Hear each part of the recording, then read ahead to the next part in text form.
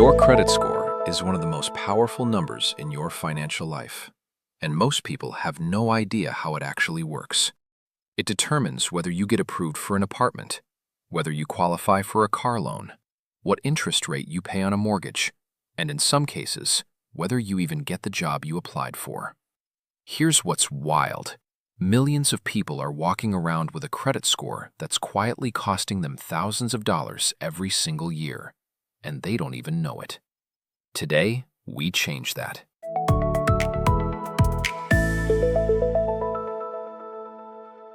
Welcome back to Blake Spend, where we break down personal finance in plain English, so money stops feeling like something that controls you and starts feeling like something you control.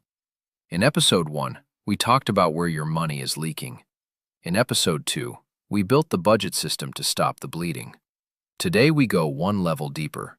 We talk about your credit score, what it actually means, and the specific steps you can take to raise it by 50 to 100 points in the next 90 days.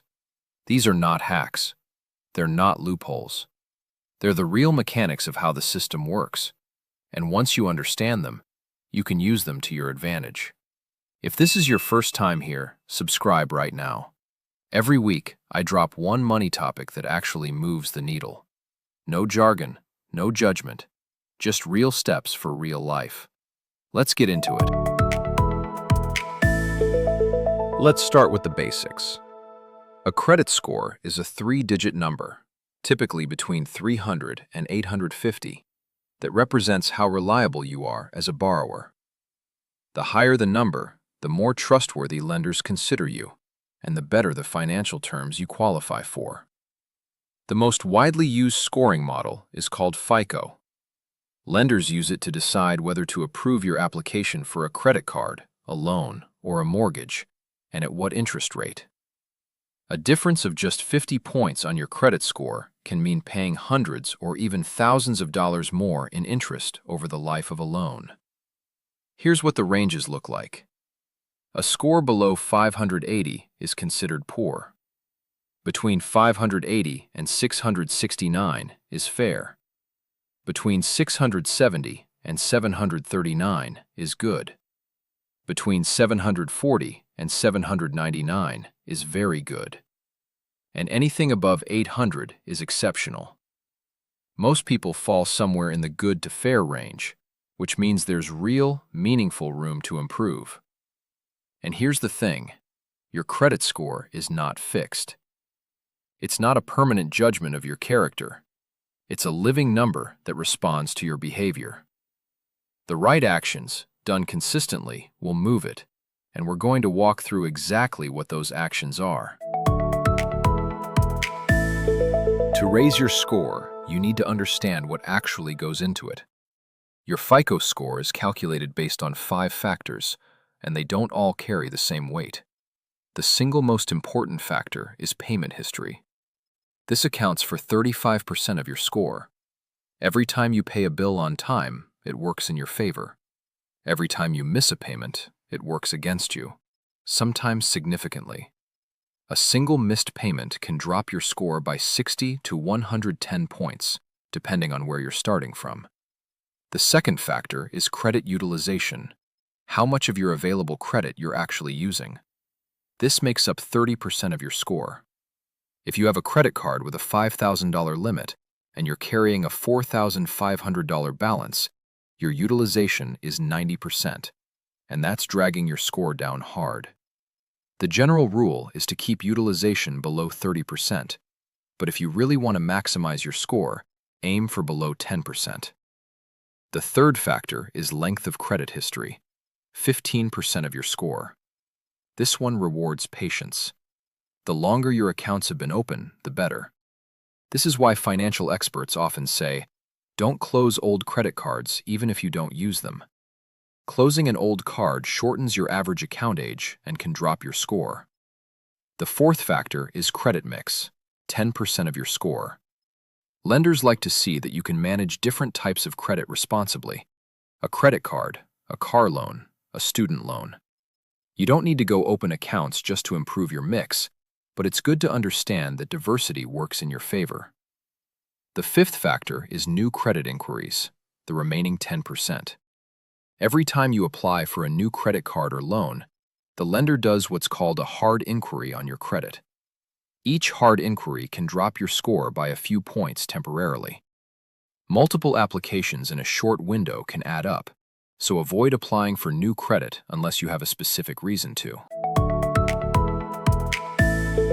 Now let's get practical. Here is the exact 90-day plan that, if you follow it consistently, can raise your score by 50 to 100 points, or more, depending on where you're starting from. The first month is about understanding where you are and stopping the bleeding.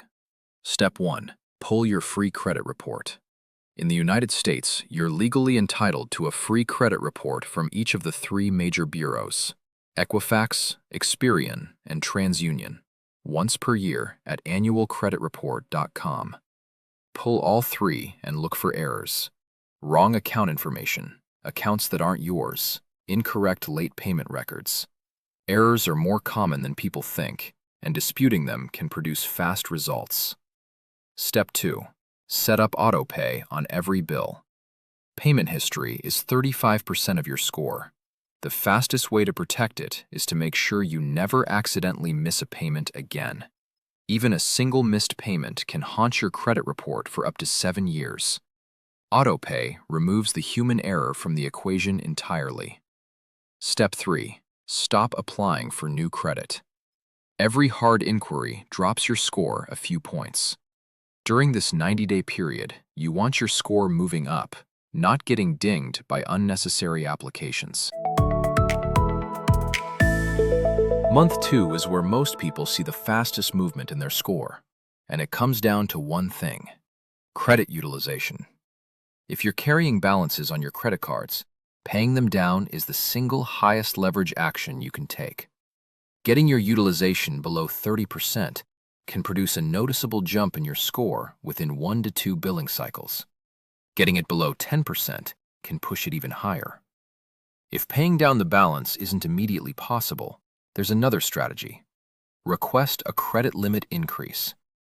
If your card issuer increases your limit without you adding more debt, your utilization ratio drops automatically. For example, if you have a $2,000 balance on a $4,000 limit, your utilization is 50%. If the limit goes to $8,000 and the balance stays the same, your utilization drops to 25%. That's a meaningful change. One more thing for month 2. Become a credit card strategist. Use your cards, but pay them off in full before the statement closes, or at least before the due date. Keeping a 0 or near 0 balance month over month is what a high utilization score looks like in practice. By month 3, you should already be seeing movement. Now the goal is to lock in the gains and start building long-term habits. First, if you identified errors on your credit report in month 1 and disputed them, follow up. Bureaus are required by law to investigate disputes within 30 days. If the error is confirmed, it must be removed, and the score impact can be immediate.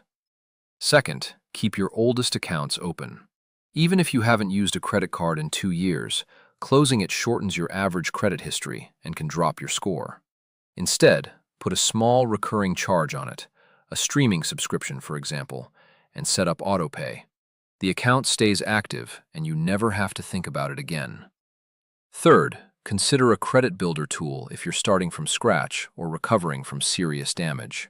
Apps like Self or Kickoff are designed specifically to help people build credit history without requiring a traditional credit card approval. They report on-time payments to the bureaus, which adds positive history to your file over time. By the end of 90 days, if you've pulled your report, cleaned up errors, paid down utilization, and kept payments current, a 50 to 100 point improvement is completely realistic. Some people see more. Before we wrap up, I want to flag 3 mistakes that can erase months of progress in a single decision. Mistake 1. Closing old credit cards. It feels like cleaning up, but it actually hurts your score by shortening your credit history and increasing your utilization ratio on remaining cards. Mistake 2. Applying for multiple cards or loans in a short period. Each application triggers a hard inquiry. Multiple inquiries in a short window signal financial stress to lenders, and they stack up fast. Mistake 3. Paying off a collection account without negotiating first. In some cases, paying a collection that's already on your report doesn't remove it. It just marks it as paid.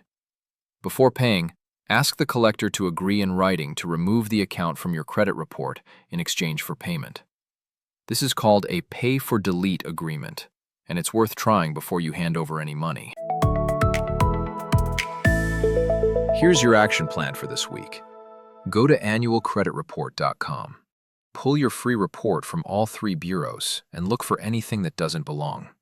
That single step, just reviewing your report, puts you ahead of most people who have never looked at theirs. Leave a comment below and tell me, what's your credit score goal for the next 90 days? I read every single comment, and I'd love to know where you're starting from. In episode 4, we're going to talk about the emergency fund, why most advice about it is wrong, how much you actually need, and the exact place you should be keeping it to make your money work while it waits. That one will surprise you. Subscribe if you haven't. Share this with someone who needs it. I'm Blake. See you next week. Quick reminder, I'm Blake, and everything on this channel is for educational purposes only. I'm not a licensed financial advisor. Always consult a qualified professional before making any financial decisions. Some links in the comments may be affiliate links. I may earn a commission at no extra cost to you. See you next week.